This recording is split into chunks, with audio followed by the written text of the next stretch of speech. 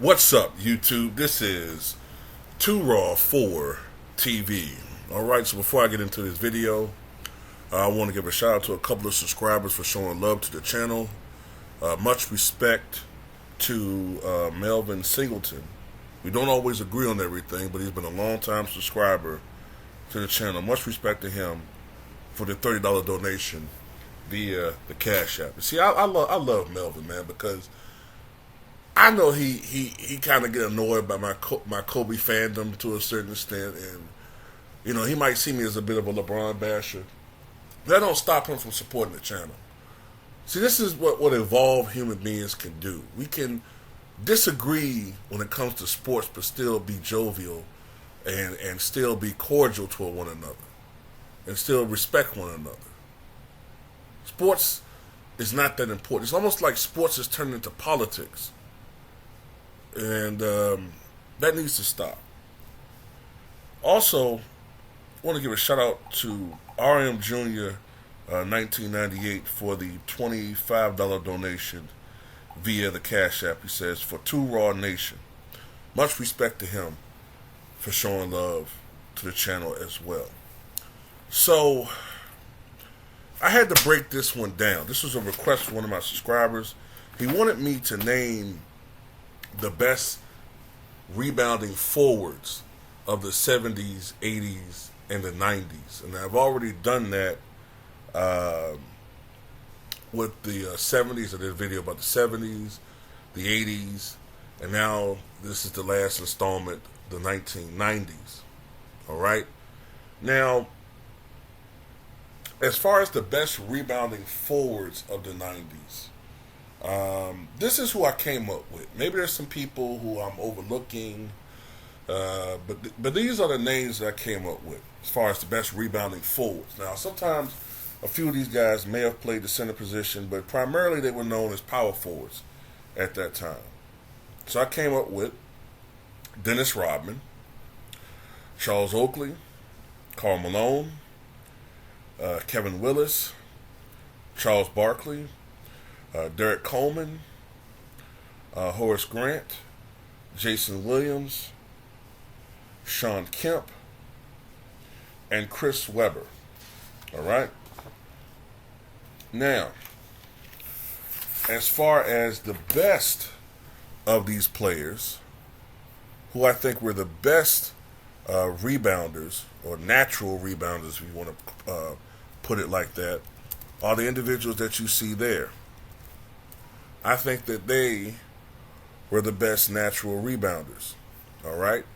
Now, I still want to talk a little bit. Give me 1 second here.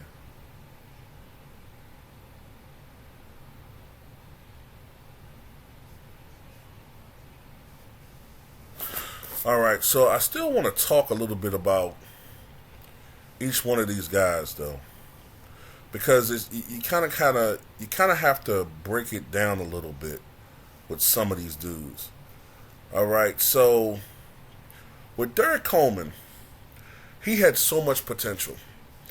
Charles Barkley said that he thought that he had all the tools to be the greatest power forward the game has ever seen from a natural talent perspective. He could score on the inside. He could shoot from the outside, which was something that you didn't see with power forwards then. He could rebound. He could pass. He had so many natural gifts, but he was sort of lazy, very lazy actually, when it came to his work ethic.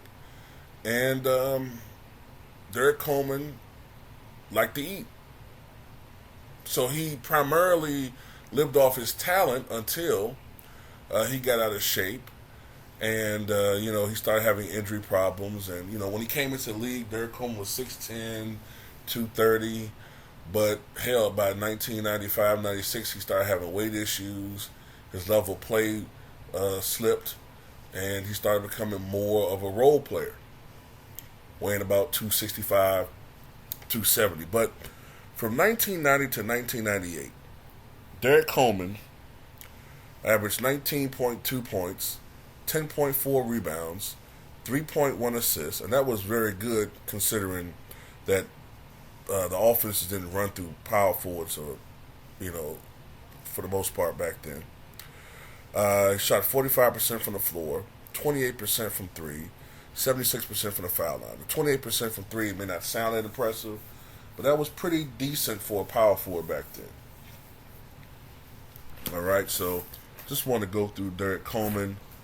Now I want to go and mention Charles Oakley. Now I had put Charles Oakley in the 80s, but I decided to include him as one of the best rebounding forwards in the 90s as well. Now his overall numbers were a little bit down with the Knicks, but that was because of the fact that he was playing in the front court with a Patrick Ewing. We also had Anthony Mason. One year they had Xavier McDaniel. So his rebounds went down a little bit in the 1990s. But from 1990 until 1998, with the New York Knicks, Charles Oakley averaged 9.6 points and 9.8 rebounds per contest. So he was a steady presence as far as rebounding. He got like clutch rebounds too. And he was also a rugged offensive rebounder. Twice during that span, he averaged over 4 offensive rebounds per game. And he averaged double-digit rebounds in 1990-91 with 12.1, which was his career high with the Knicks. And then in 1993-94, the championship year, he averaged 11.8 rebounds per contest. So I wanted to include Charles Oakley in this one. All right.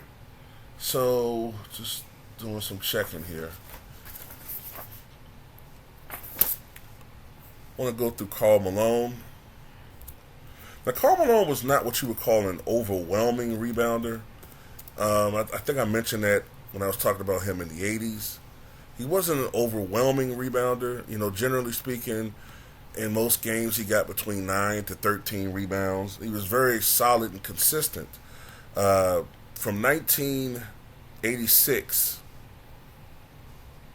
through 1995, he averaged at least 10 rebounds a game.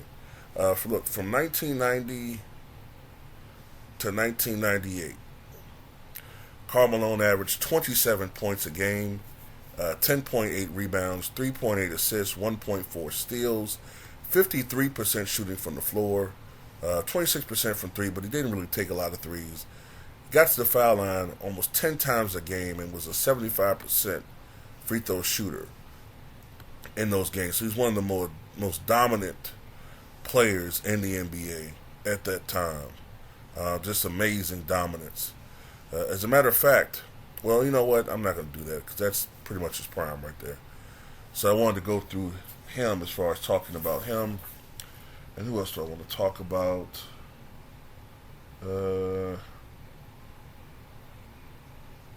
See something here. Now, Shawn Kemp, amazing athlete, very talented player. Shawn Kemp didn't live up to his potential, obviously. He had problems with discipline. He had problems off the court as well. We all know he's in the news right now. But from 1991 to about 1997, Shawn Kemp was an all-star caliber player. Of course, the 1996 season, he and Gary Payton led the Sonics to the NBA Finals. And even though they were dispatched in 6 games by the Bulls, Shawn Kemp, even though Michael Jordan won Finals MVP, even though you can make an argument that maybe Dennis Rodman could have won it or at least been co-MVP, in many of those games in the Finals, it was a Shawn Kemp coming out party. It looked like he was going to be a big star, but things just sort of fell apart. First, he had contractual issues with the Sonics. They paid a guy named Jim McIlvaine, who I think was with the New Jersey Nets, who was a great shot blocker for like 1 or 2 years. They paid him a lot of money. He ended up being a huge bust. They didn't give Shawn Kemp the money that he rightly deserved. So he left after the 96-97 season. But then I noticed Sean Kemp having some problems with as early as 97-98 when he was with the Cavaliers that one year. Or was it 2 years he was with the Cavaliers? It was 3 years. But I noticed then that Sean Kemp was getting heavier. I noticed he wasn't flying like he used to. So he still put up decent numbers the first year that he was there, but I could see that Sean Kemp was having some problems with his conditioning. And then the strike year really destroyed him. He went from 230 when he was drafted to 256 when he was in his prime. Then he was 280 by the time he went to the Cavaliers. Then the strike year, when nobody was playing, he ballooned up to 320, 330 pounds. Came back and was never the same guy. And he also had that situation where, he had secured, I think, a contract with Reebok, multi-million dollar deal, and this moron goes on the air and talks about how much he loved Nikes. And when they caught wind of that, they voided his contract ASAP. But anyway, from 1991 to 1997, Sean Kemp averaged 18.2 points and 10.7 rebounds per game. Like I said, now he wasn't what you would call a dominating rebounder. By that I mean he wasn't a guy that would go out there with the intention, like, this rebound is mine. If he's going up battling against another great rebounder, oftentimes he could get outworked on the boards. But against other players, he would get 12, 13 rebounds. But I noticed whenever he went up against a Dennis Rodman or Charles Barkley or maybe Kevin Willis, he would get outworked and outmuscled. But I still put him up there because he averaged 10.7 rebounds. All right, so that leaves the guys who I think were the better rebounders of that era. And that's the people you see here. All right, Horace Grant. Horace Grant, from 1991 to 96, I think I saw what it was. He averaged 13.7 points, 9.9 rebounds, 2.7 assists, 1.1 steals, 1.3 blocks per game.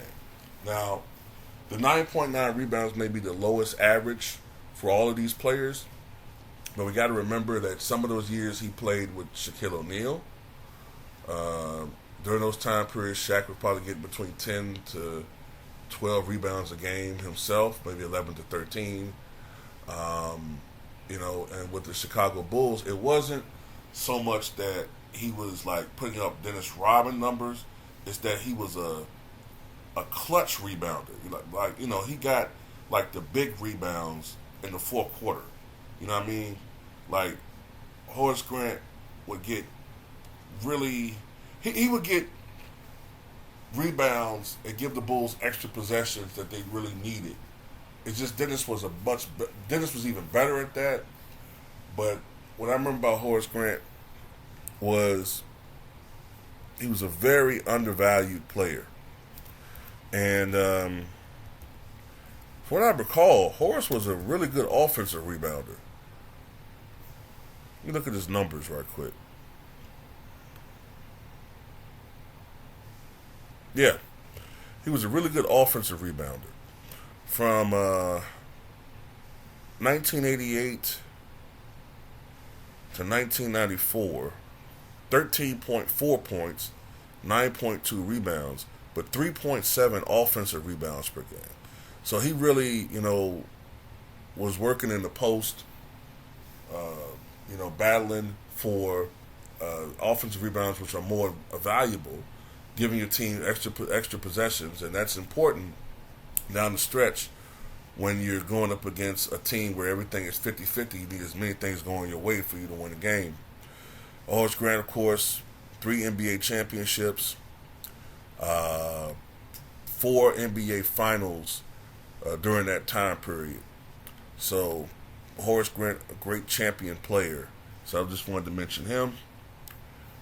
Now, also, Kevin Willis. Now, Kevin Willis was a long-time veteran in the NBA. Played, I think, 21 total seasons. Played all the way until he was 44 years old. Kevin Willis, to me, his best years were between 1991 and 1995. I believe those is when he was with the Atlanta Hawks. And surprisingly, during that time period, Kevin Willis averaged 18.2 points and 12.9 rebounds per game. As a matter of fact, if it wasn't for Dennis Rodman having that incredible 1991-92 season, Kevin Willis would have won the rebounding title. He averaged an absurd 15.5 rebounds per game in the 91-92 season. And any other year that would have won the rebounding crown, but Dennis Rodman was just on another level during the 1990s. So I wanted to put Kevin Willis up there.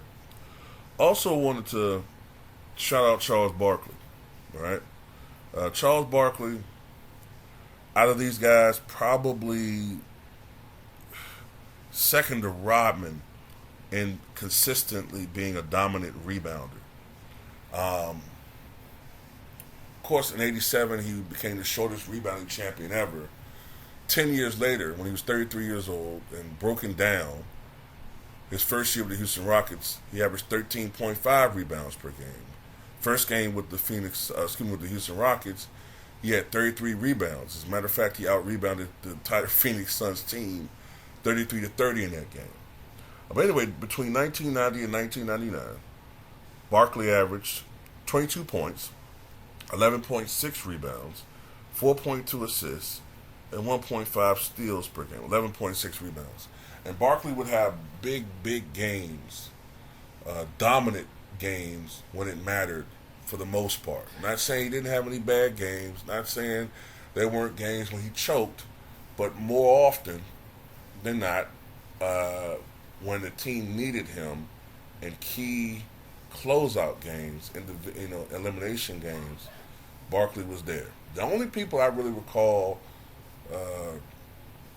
outworking Barkley that I can think of consistently, maybe the only guy, is Dennis Rodman.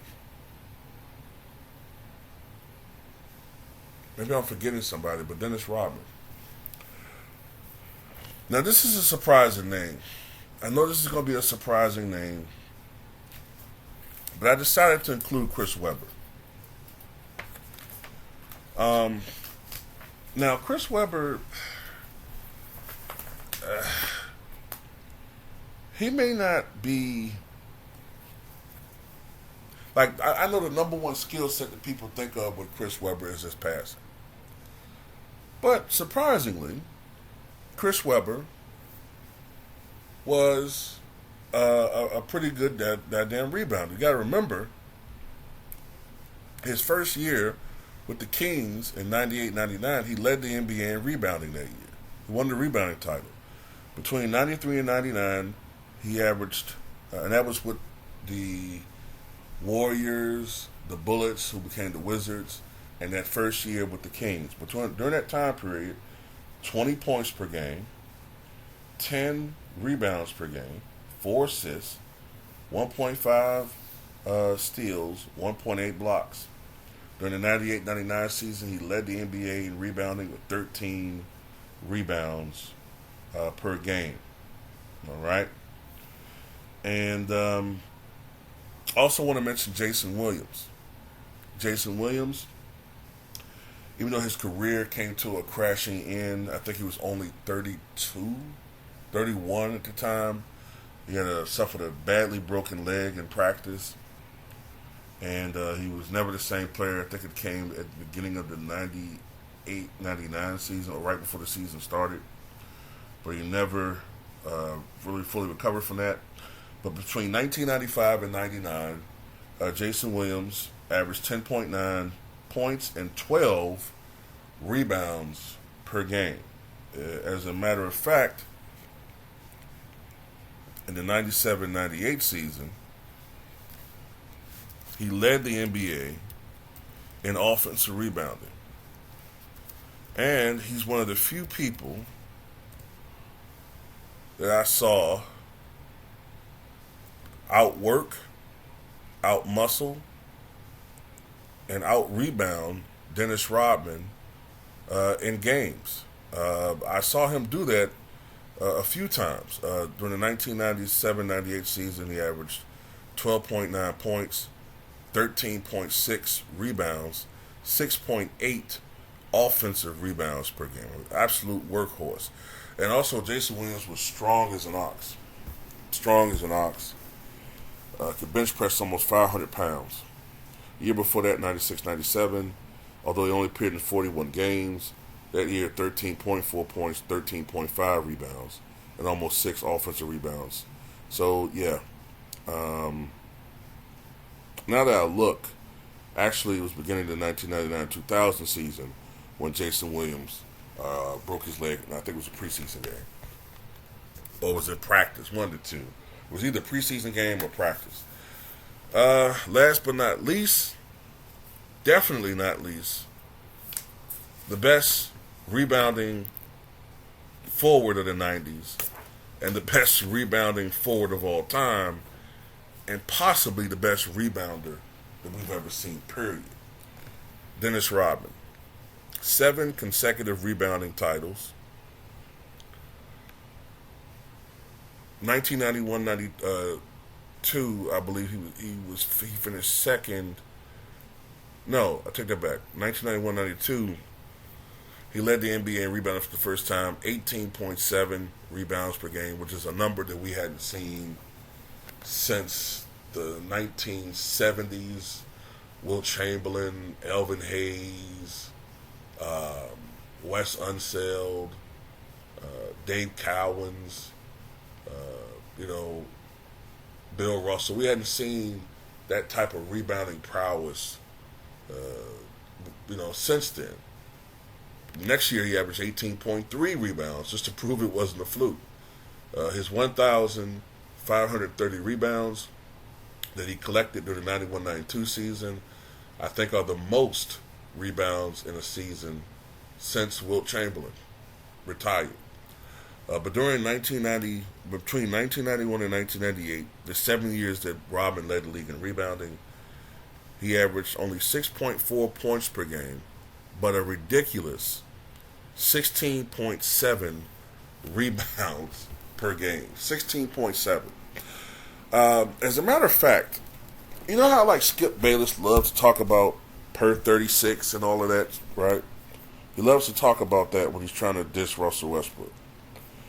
So I want to look at something with Dennis Rodman here.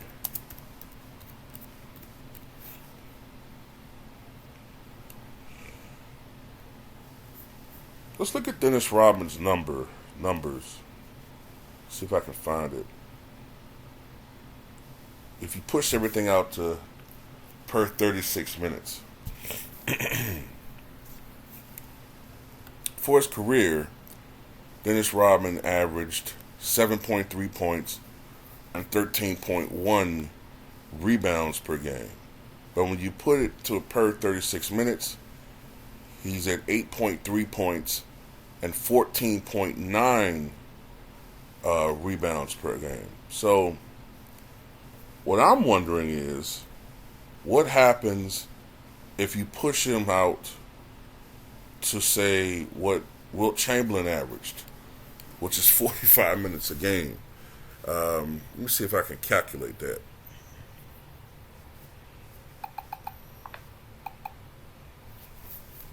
Give me 1 second.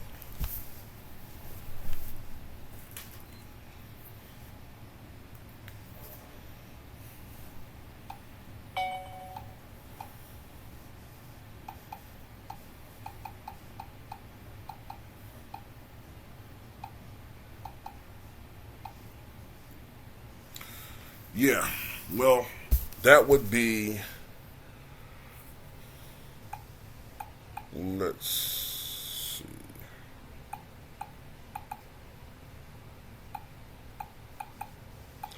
Yeah, that would be 10.1 points and 18.6 rebounds per game if he played as many minutes as Wilt Chamberlain. But another thing you have to look at is, in Dennis Rodman's era, there were far fewer possessions per game than when Wilt and those guys played. So if he played as many minutes and as many possessions as Wilt and Bill Russell did, then we're talking about a guy that probably would have averaged 25 rebounds a game for his career. He would have had seasons averaging 32, 33 rebounds a game. Now, I mean, you can make the argument, hey, those guys, Wilt especially, they had commitments to scoring too. So they didn't just focus on rebounding. That's a fair point. But at the end of the day, statistically, Dennis Rodman has an argument as the greatest rebounder the game has ever seen. But anyway, tell me what you guys think.